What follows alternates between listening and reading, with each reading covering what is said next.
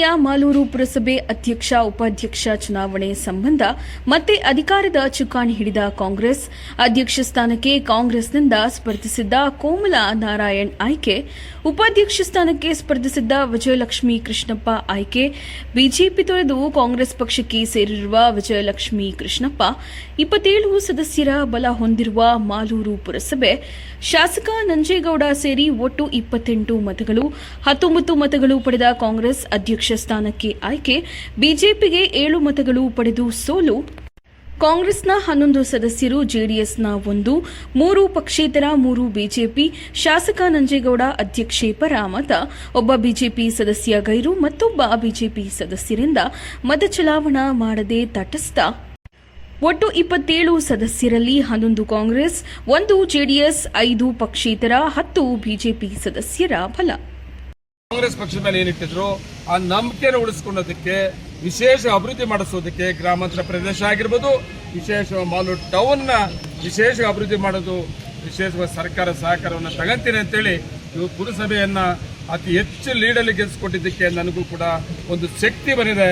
ನಾನು ಇನ್ನೂ ಧೈರ್ಯವಾಗಿ ಪಕ್ಷವನ್ನ ಕಟ್ಟೋದಕ್ಕೆ, ಇನ್ನೇನು 1 ವರ್ಷ ಎಲೆಕ್ಷನ್ ಇದೆ, ಪುರಸಭೆ ಎಲೆಕ್ಷನ್, ಮತ್ತೆ ಪುರಸಭೆಯನ್ನ ಕಾಂಗ್ರೆಸ್ ತಗೊಳ್ಳೋದು, 1 ವರ್ಷ ಒಳಗೆ ಮಾಲೂರು ಟೌನ್ ಅಭಿವೃದ್ಧಿ ಮಾಡೋದು, ಇವೆಲ್ಲ ಕೂಡ ಮಾಡ್ತೀನಿ ಅಂತೇಳಿ ಇವತ್ತು ನನ್ನ ತಾಲೂಕಿನ ಜನತೆಗೆ, ವಿಶೇಷವಾಗಿ ಮಾಲೂರು ಟೌನಿನ ಜನತೆಗೆ ಧನ್ಯವಾದಗಳು ಕೂಡ ನಾನು ಹೇಳಬೇಕಾಗ್ತದೆ. ನನ್ನ ಮೇಲೆ ಇಟ್ಟಿರುವಂಥ ನಂಬಿಕೆ, ನನ್ನ ಕಾಂಗ್ರೆಸ್ ಪಕ್ಷದ ಮೇಲೆ ಇಟ್ಟಿರೋ ನಂಬಿಕೆಯನ್ನು ನಾನು ಉಳಿಸ್ಕೊತೀನಿ. ಯಾವತ್ತೂ ಕೂಡ ನಾನು ಯಾವತ್ತೂ ರಾಜಿ ಆಗೋದಿಲ್ಲ.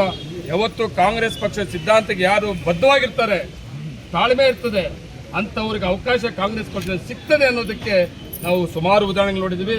ನಿಮಗೆಲ್ಲರಿಗೂ ಕೂಡ ಧನ್ಯವಾದಗಳ ಜೊತೆಗೆ ಮುಂದಿನ ದಿನಗಳಲ್ಲಿ ಬೇರೆ ಬೇರೆ ರೀತಿಯ ಅವಕಾಶಗಳು ಕಾಂಗ್ರೆಸ್ ಪಕ್ಷ ಕೊಡ್ತದೆ.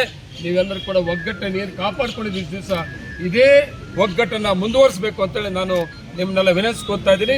ನಮಸ್ಕಾರ.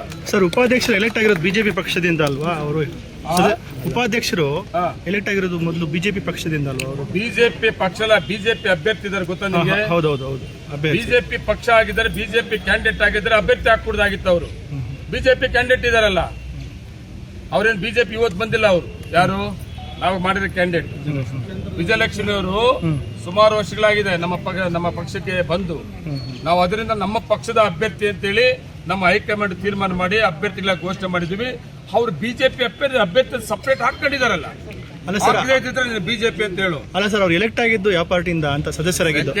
ಆಮೇಲೆ ಒಂದ್ ಮಂದಿ ಅಲ್ಲ ಸರ್, ಆಪರೇಷನ್ ಮಾಡಿದ್ದೀರಾ? ಹೇಳ್ತಾರೆ ನಮ್ಮ ಅಬ್ಸರ್ವರ್ಸ್.